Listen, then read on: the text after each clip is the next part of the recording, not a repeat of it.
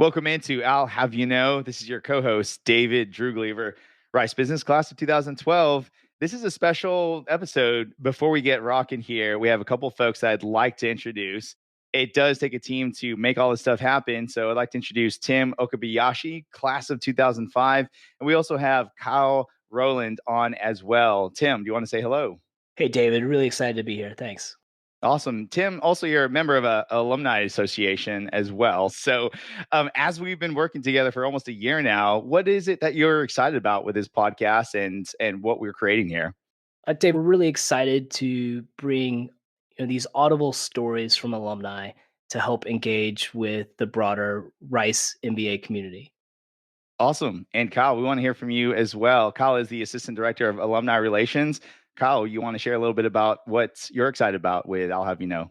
Sure. So my role is generally regional programming outside of Houston, and I'm always looking for ways to engage folks beyond just having events. So I've really enjoyed listening to the really great episodes that y'all have been recording, as well as interacting with folks on the back and on the front end, just helping to engage a greater population.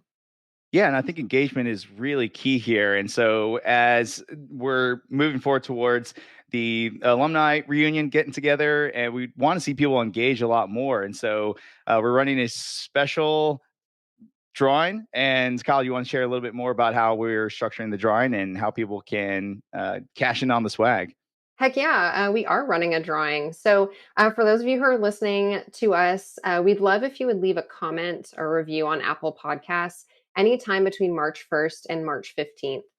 Between anyone who's left a comment, we're going to go ahead and select two winners to win a swag package that our office will send to you as a thanks for listening.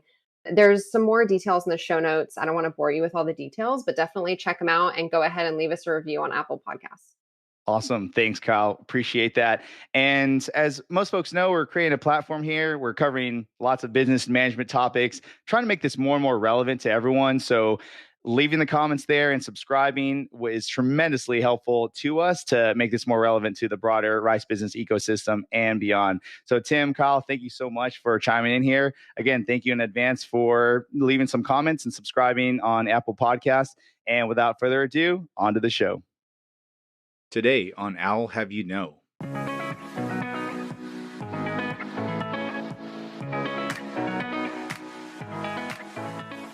The idea of solving problems and finding purpose around problem solving, it doesn't always have to be get rich. Being able to take a risk to do something that you're passionate about and that you personally want to solve a problem around is the right kind of risk. Welcome back to I'll Have You Know, and I'm your host, David Droogleever. And today I have with me Joan Dunlap. And Joan, she is an entrepreneur and very multifaceted in the domains that she's worked in. So I'm going to leave this very open-ended today for Joan to talk about her highlight reel moments and her journey to where she is now. But first of all, Joan, thank you for coming in today and welcome. Good morning. Thank you. So Joan, it is really a small world. So you're a Rice Business Class of 2002, if I caught that right. So there was a little bit of overlap. Had interviewed Bethany, Class 2001 before, and you guys either ran into each other or knew folks in common, correct? I believe she had a family member in our class, John Ansell, if I'm making that connection right. Um, she certainly was someone who was known to my class. And I was very close to the class ahead of me. I think that there was a lot of mentoring that went on. We felt connected in terms of getting advice on how to go about getting internships, how to go about getting jobs, how to go about doing well in the classes. So I think there Rice does a great job of handing off the baton from class to class, and uh, that was the situation with that class as well. Yeah, it always fascinates me how small the world is, and fast forward a couple of decades, we can still touch on those relationships and leverage those. So, Joan, this is all about you today, and as I do my LinkedIn stalking on your profile, you're pretty multifaceted, and you've encountered quite a lot of culture, been to different schools, and gone through various career paths. Would you like to give us the either highlight reel, version of how you got here today, or the Harbor Cruise version? Yes, and I will say I hope it's not all about me. I hope that there's quite a bit of gratitude and acknowledgement for the opportunities that I've had, and some of those opportunities have been because of Rice and my classmates at Rice and the connections that we've had and made for each other. I mean, I think that that's been mutually beneficial for us as a family of professionals. I started out my career overseas. After college, I went to Japan and worked in a program that the Japanese government had set up because the economy was terrible at the time. And when we came out of business school, the economy was terrible again. You know, sometimes you cannot time your education with the macroeconomic picture. And so our relationships became more solid. If you can imagine yourself on a road trip, um, where you have a very smooth agenda and you get where you're going very easily and you're with some other people, and that might be one story. But if you're on a road trip and you have bumps in the road and you have all kinds of chaos and you don't get to your destination smoothly, that would describe a lot more of the bonds that were created with me and my classmates at Rice. You're competitive with them for jobs in some sense, but you're also reliant on them for your future because you know that these are people you're going to be close to for a very long time. I just do want to acknowledge that because it I couldn't be where I am at all um without that network of people that brought me to this place. And I hope it's the same for them. Yeah, I feel that as well. I mean, even during, especially 2020, just making the connection with my classmates, as we're social distancing and learning about, the different tribulations that we're going through. I mean, even today, we're leaning on each other and supporting each other. I've had a couple of classmates that have lost their job. They have to come back from overseas and refactor their career after last year. And so those connections are still there and very much amplified. So I definitely hear what you're saying. And it's interesting how cyclical things are, because at that time, for you, the economy was, crashing. And then for my class as well, is just right after, on the coattails of the Great Recession. So we were all clutching at each other, trying to figure out what happens next. Well, there's something very interesting that I think draws particular personalities to get an MBA in the first place. And it's a program, it's very programmatic, right? So there's an expectation that when you enter this program, that you can predict with some certainty that you'll have different steps in that program to anticipate. You will get your first year under your belt. You will have a summer internship. The place where you intern may or may not offer you a job, but it's more likely that they will because they're in the market for MBAs. So there is it's a very boxy format. And particularly with Rice, I think because of Rice's location, it attracts quite a few from the engineering world, and um, it's methodical, calculated, and then what happens when things don't pan out? What happens when when all the sides of the box just fall out around you and you find yourself not in a box anymore and that structure is gone? And for people who crave that structure, I think, which describes a lot of MBA candidates, you have to be able to rely on the creativity and the imagination and problem solving aspects of your education or even your personality to reinvent whatever your reality is. So that is what's happening right now. And frankly, there is really, the box is kind of an illusion. There is no box. And when you go into an MBA program thinking that there is one, you may or may not be. Probably you won't be better off, except for the education you've gained, but better off from a career standpoint than without the MBA.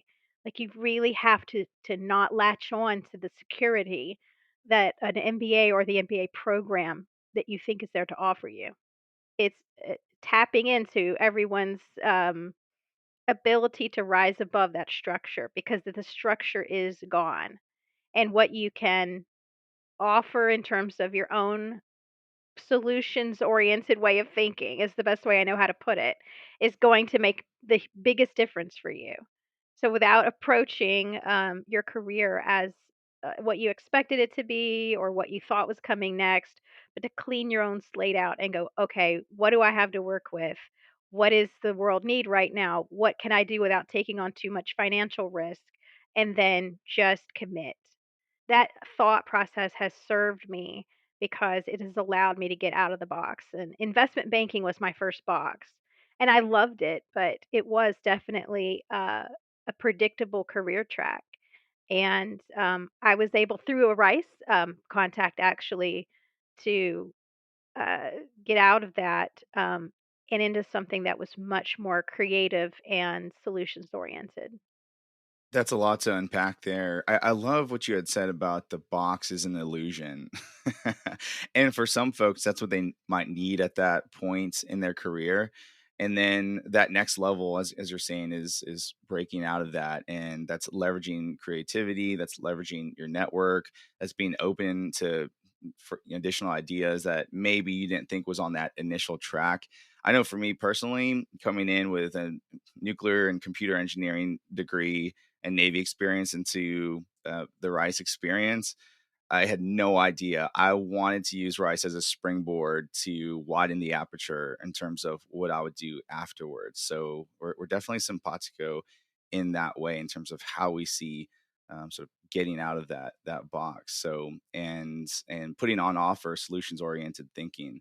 I love that. And so I think that's a clean segue, and you're dipping into it in terms of where you started, having a lot of career focus in investment banking and something that was predictable, and then getting out. It sounds like there's a really interesting story there in terms of punching out of investment banking. Do you want to share a little bit more about what that looked like, who you spoke with, and what were some of the parameters you were operating with as you made that transition? I think it kind of goes back to relates to what you just said, that you came from an engineering background. And prior to business school, I had worked somewhat briefly, I would maybe 3 years, I guess, for um in the semiconductor universe. And it was a bit of tech bubble associated with that. And so I had a skill set that married very well with science at that time. And I still enjoy applying that skill set. So MBAs, business, uh, the concepts of marketing, the concepts of financial structuring are all kinds of things that need to be built around building blocks that go around science, whether it's a new technology, some new way of doing something, maybe it's uh, something more open-ended. But before business school, the that particular industry had been semiconductors, and I worked with Motorola. I was a contractor to Motorola, and in their semiconductor unit. And at that time, they were making razor phones and flash memory because of the Japan experience that helped in terms of uh, helping them communicate to different markets.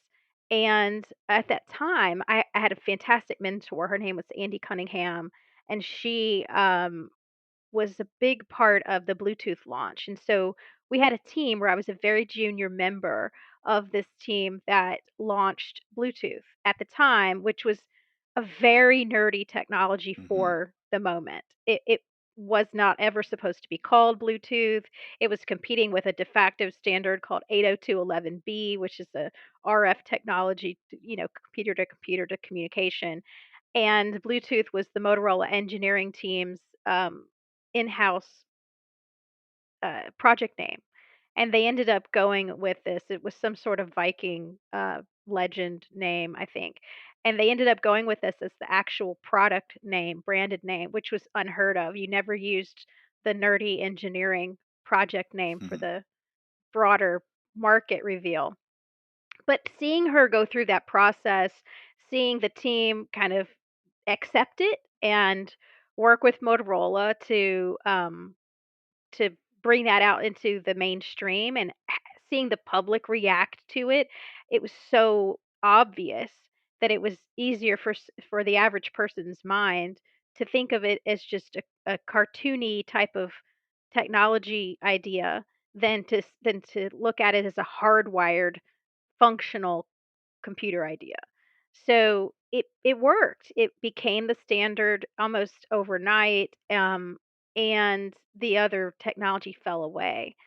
So this this idea of working with science and the idea of taking the principles of business and applying it in the context of science and in with a framework of science has really kind of always attracted me a lot because I see the need there and I see the possibilities there. I came out of business school working for JP Morgan, and at the time it was a very competitive field. Um, it was not a glamorous field. I had, especially as a woman, people saying, "Why do you wanna do this?" And I only just wanted to do the hardest thing there was to do, the most competitive thing there was to do. And at some point, I let that go because I realized it didn't draw the passion in me that I wanted to be stirring. I got a call from a Rice classmate who said, this isn't quite the right opportunity for me because of XYZ, but it might be the right opportunity for you. And so I joined a very small team of guys who were startup in the energy business, but had kind of serial startups. And again, being a junior member of their team, I have no issue being a junior member because if you're at the table and you're part of the discussions, you're part of the decision making process, you're going to learn the most. And I started with about 15 folks originally at a company called Petrohawk in 2004. And that's a pretty long story, but the at the risk of sounding like Mr. Good Old Days, it really was at the time to solve a problem, which was that the US had been reliant upon coal in our electricity plants and for power generation. We still were extremely reliant, even as recently as to the early 2000s, on the coal industry for producing our power.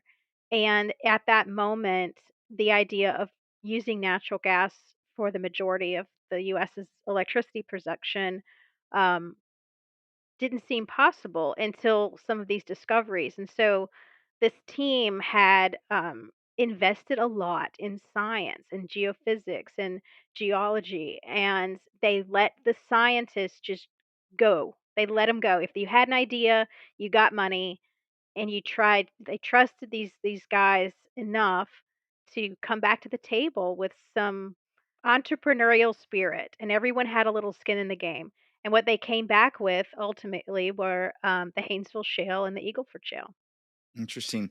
I love the intersection with, as you're saying, investing in science and their ideas, and then and mashing that up with entrepreneurial spirit, as you're saying. Do you feel, I mean, to your point about the good old days, do you feel that we've retained some of that, that methodology that you just described today, or has that fallen away and we need to go back to that?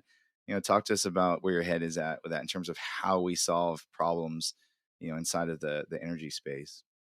The energy space is addicted, in my opinion, to a very unique aspect of American law, which is mineral rights. The US has the most open liberal policy when it comes to what landowners receive and retrieve from exploiting their own property from for energy sources. You don't see that anywhere else in the world. In Canada, you're giving most of it to the government. In other parts of the world, the government owns it outright anyway. So what ended up being the real birthplace, conceptual birthplace of independent oil and gas, which was the entrepreneurial spirit to go and work out where are the reserves, how does it get produced, where does capital flow, how does it go to the end market. What ended up being that now, today, is a stagnation around creativity in energy. And so it reminds me the parallel would be kind of owning warehouses in the real estate business or owning some Class A office space, or let's say Class C office space. At this point, you can make that analogy as well. If you're owning an oil and gas asset, but there's not something new coming to it, some new technology, some new investment in the way you're doing it, maybe even tack on idea about energy in general. If you're not investing in a broader portfolio of energy, maybe power cells or something that you know is going to be the next thing for energy production. If you're just relying on the fact that you own an asset, you're no different and no better than the guy who's just got an inventory of warehouse space, office space, and no way to move it. You are in a box Mm. and you've lost the concept of entrepreneurialism and energy. So there's a lot of companies out there sitting on warehouse space. And I lost interest. I hate to even say that. That's such a harsh thing to say. But what drove me was the chemistry between myself, other members of the team, most of which were science based, and what we were doing there, what we how we were functioning as a team. You know, there's this something I read that was if you find you have really good chemistry with somebody, maybe you're not supposed to date them, maybe you're not supposed to marry them, maybe you're supposed to open a taco truck together. There's something to be said about the purpose of having chemistry with someone. And our team really had that chemistry of we knew what we were doing, we knew why we were doing it, and we were able to just move. When it was time to move, we moved. One story that kind of comes to mind is when we knew that the geologists were right about the Haynesville. And I mean, it's so hard to get in the Wayback Machine and imagine a time when we didn't know what the Haynesville Shale was. We didn't know where the gas was. We didn't know the footprint. We didn't know the core. None of it. But we had a concept from our geologists that um, it was time to move on this. And other companies, Chesapeake was one, were also getting wind of this. They were whiffing out this idea, geologic idea, because these guys talk to each other and they compare seismic, and there's all kinds of conversations that are going on in the backdrop. So I do remember very specifically the moment when Steve Harrod, who's a brilliant business development guy, who I believe is the CEO of Grizzly now, he comes very loudly down the hall and he was like, "It's time to go get what you can, get everything you can." And we had enough chemistry within our team to know what our jobs were at that moment. Chesapeake was probably doing the same thing, but they were doing it very differently, which goes back to this concept of it isn't what you're doing, it's how you're doing it. So, our approach at that moment with the chemistry that we had, within 3 days, I had billboards all over Shreveport. Shreveport's not a big town, and it's not difficult to cover in billboards. And the number that it said basically like, "We want to lease your property, and here's the number to call." And the number rang into my office directly. So, my job at the company was finance, it was investor relations, it was not landman. But we needed to organize and we needed to go about this and approach this in a really centralized way that optimized our ability to get biggest pieces of land. Chesapeake, on the other hand, with the same opportunity, and this is how they did it. They hired as many landmen as they could, and they sent them out like an army of guys to go and lease this property within a lasso that they had created on their map. And this army of landmen, being, landmen, they parked their car in Shreveport proper, in town, and they start knocking on doors. And they want to just knock on as many doors as possible because of how they're getting paid, compensated, rewarded, whatever. So they end up with a portfolio that's very close to town, which is not what you want if you can avoid it, actually in the city limits. And they end up with a lot of like 0.25, 0.5 acre, 1 acre, and they have a gazillion property owners, oh, royalty owners. Whereas we ended up with our average was about 44 acres. We ended up with some that were thousands of acres. We ended up with some that were, hundreds of acres, but we got it outside of the city limits. um, for the most part. And we were able to streamline this because we had it all coming into a database into my office with an assistant. And we would just prioritize how much property do you have? Okay, well, if we could sort this Google sheet or Excel sheet at the time and send the guy out to talk to you and he'll make a deal with you. And so we ended up with more property than Chesapeake, but I also ended up with better quality property in terms of the metrics that I just mentioned. So, do you see what I'm trying to say though? It Mm-hmm. it was very much about the approach. It was because we knew we had a problem to solve. Um, and we had the existing chemistry to get it done. We were able to move on that very quickly and in the right way, as opposed to a larger, more stagnant corporate that was a little bit more stuck in their box and how they did things. Ultimately, ended up in translating into billions of dollars in differential in value, literally. That shows that just the value of, to your point, getting out of the box and just really just a good strategy, right? It's, hey, instead of just taking what we currently have and then just trying to, push that out as hard as possible, like you said in the case of Chesapeake, approaching that problem space more open minded, essentially, and just getting better results with a lot less effort. Yeah, but David, who has time to sit around and drop a strategy? You know what I mean? Like Yeah, if you're doing something that's tech driven, if you're doing something where the timing is everything, if you're doing something that's on the cusp of if you are right in the moment where you should be to take advantage of an opportunity, you don't have time to sit around and drop a strategy. yeah, yeah, I'm finding myself in a situation now where I'm working in a situation where there's just no time to come up with yeah, that documentation and let's journal it and like yeah. the chemistry has to be there and you have to be able to move on it. So I look for those opportunities, and I back to the original concept here. The energy space is lacking those opportunities right now. Of course, there's other things to do. There's a lot of workout. There's a lot of reorganization. I've done some of that. It really does appeal to a lot of people, and it's important work. By the way, it's Mm. important for our capital markets to be straightened out and redirected. So I don't discount that kind of work. It is just it does not juice me up personally. And Joan, I think we'd be remiss and not focus on what you're currently working on, what those projects look like. So, would you like to peel the onion on that a little bit more for us?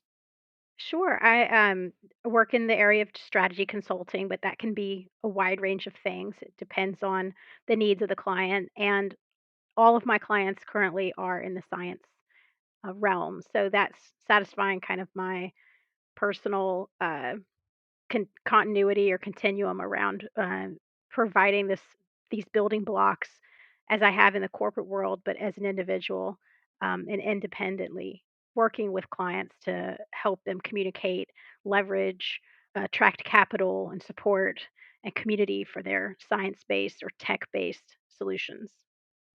Very broadly speaking, I mean, even going back to business school and then to today, could you share a little bit about your perspective on, how much risk you've been able to take, and then how do you make sure that you're, doing that balance with work and family, that dance in a manner that's, commensurate with, your professional and your family needs.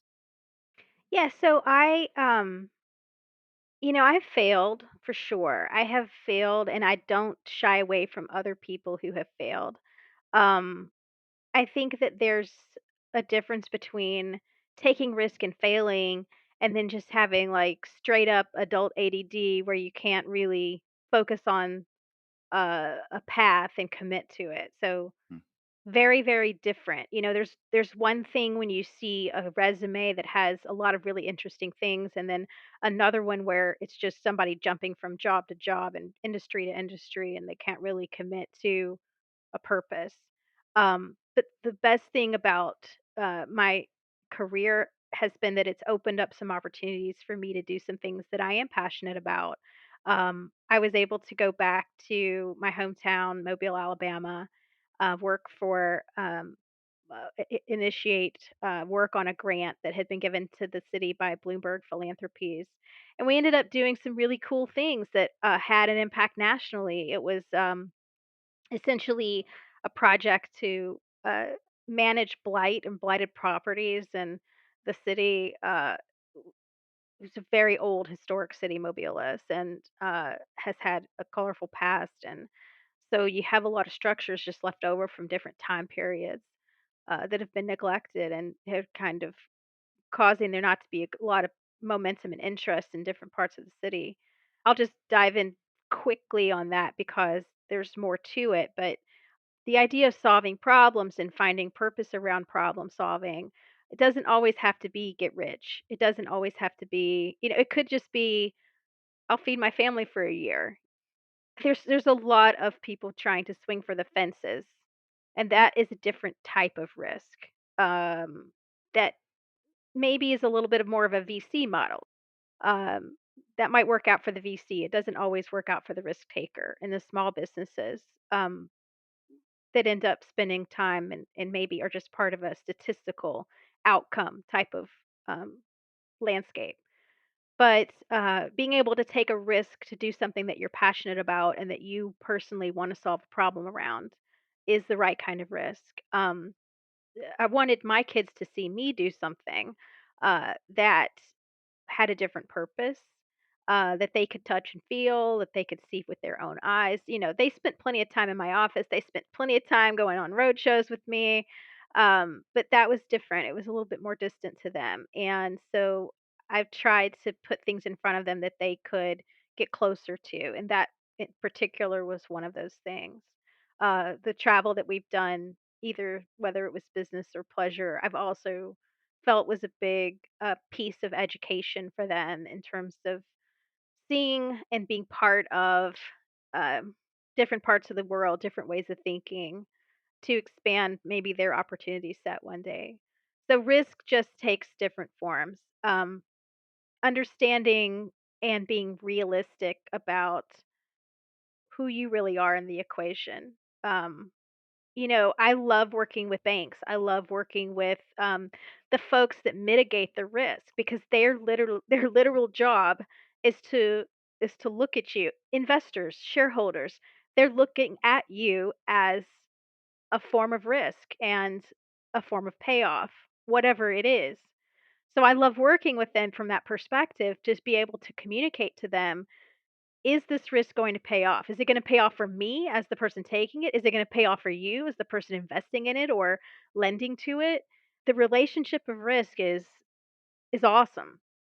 And that's what our country's really founded upon. And I don't necessarily, the reason I brought up the VC model is that it has more, it pushes the risk off to, I believe it pushes the risk off to the actor, because the VC is able to have more portfolio stance.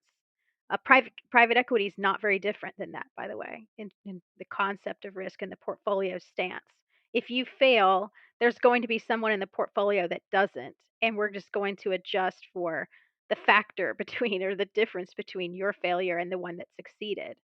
Well, I don't know. That doesn't really work for me. That's a really interesting perspective. I love that. I feel like we could have a whole nother podcast on what you just shared there. But if we can maybe land on, maybe one last topic, or pass the conch shell back to you for maybe a broader message. Typically we land on either an "I'll have you know" moment, or in this case, maybe just, is there a message as we look at and sort of collate everything you shared, as we connect more and more with the Rice Business alumni community? Is there any message you'd like to share to the broader community writ large, before we adjourn here?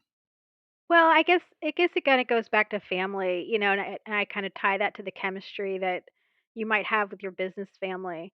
Um, Rice was a family, and that goes. We're on a road trip together, and um, we're having similar but disparate experiences on that trip. And I don't think it's any different than when you commit and find a business family to work with in the hopes that your experiences are going to pay off. Everyone's in it for a personal payoff, and whether that's a monetary or something that is purpose driven, which I think is super important if you can marry the two, um, or not, or just do something with purpose.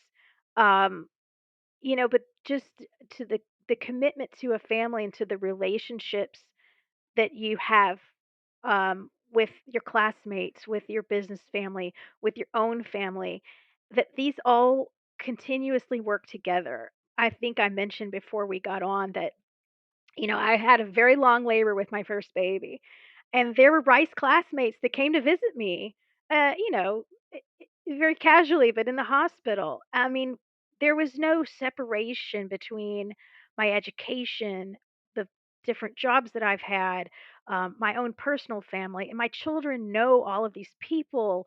Um, they still have a relationship. I texted Floyd the other day, and he asked about the nickname for, my oldest son, his nickname for him. If you cannot marry all of these things, and carry those relationships with you throughout your life, you're really missing out on the treasure. That is that really is the treasure. And the purpose behind the problems that you've solved in your career, the things that you've done that you felt were good, being able to share that with all of these other people who brought you there, or who had something to do with the outcome. That's really kind of, as I enter into middle age, I guess, feels the most satisfying to me, that I still have all of these connections. They're not leveraging connections. They're not a network to be leveraged. They're actual real relationships, and they're my family. I think that it's uh, extremely important to make that a goal. That's a message for people who are in business school, as well as people who are out of business school. Um, it's extremely satisfying to have that later in life. Wow, Joan, that was spectacular. I really enjoyed this time, and I can't wait for other folks to tune in to that. Just being able to skillfully tie everything together, as you're saying, with the business connection, personal, everything in between, and keeping that going, and just enjoying those connections just for the sake of those connections versus having to wring something out of it. It just feels right. So thank you for sharing that, Joan. And it's been a pleasure speaking with you today. Well, it's been a pleasure for me too. Thanks a lot for having me. Take care, Joan. This has been I'll Have You Know. Thanks for listening. You can find links and more information about our guests, hosts, and announcements on our website, business.rice.edu. Please subscribe to this podcast wherever you find your favorite podcasts, and leave us a comment while you're at it and let us know what you think. I'll Have You Know is a production of Rice Business and is sponsored by the Rice Business Alumni Board. The hosts of I'll Have You Know are myself, Christine Dobbin, and David Droogleever.